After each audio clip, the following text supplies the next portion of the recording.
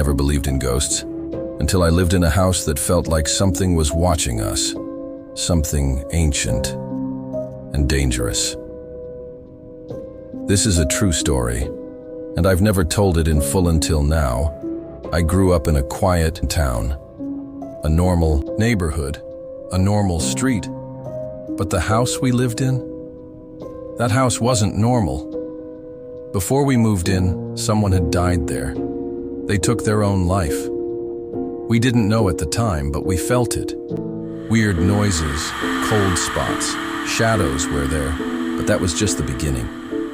When I was around 8 years old, I had this dream, except it didn't feel like a dream. I heard this strange music, like a haunted music box. And when I woke up, the music was still playing. My light was on. I never left it on. And at the foot of my bed stood a man. He was over 7 feet tall, pale as bone, jet black hair. His eyes were stretched with dark veins, almost no white in them. He wore a red and black robe, and he just stared at me like... He hated me, but I wasn't scared. I just stared back. I saw him again, and once, so did a friend. At the exact same time, but I wasn't the only one being watched. My younger sibling had nightmares every night. They said a man covered in ash would crawl out of their closet, naked, one eye pitch black, the other icy blue. Sometimes he'd whisper, things so dark I can't say them here. And sometimes you could hear him outside the house, but no one was ever there. Then there was the storm woman. Whenever thunder rolled through town, she'd appear in my doorway, long, wet, curly hair.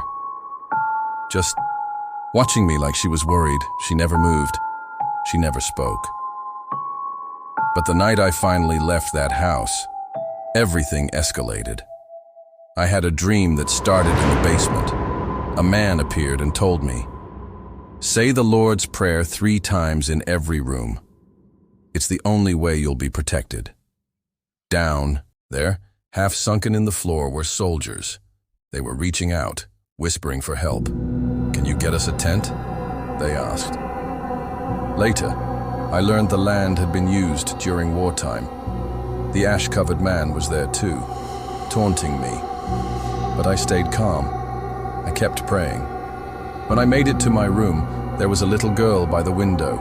7 cups were lined up next to her. 6 were filled with red. 1 was blue. She looked up at me and asked, will you be my guardian angel? I said yes. She smiled and told me to drink the blue cup. It tasted like candy. So sweet it almost made me sick. Then I woke up. I never spent another night in that house. I still don't know what was haunting that place. The land, the house, the people who came before. Maybe all of it. But one thing's for sure. I will never go back.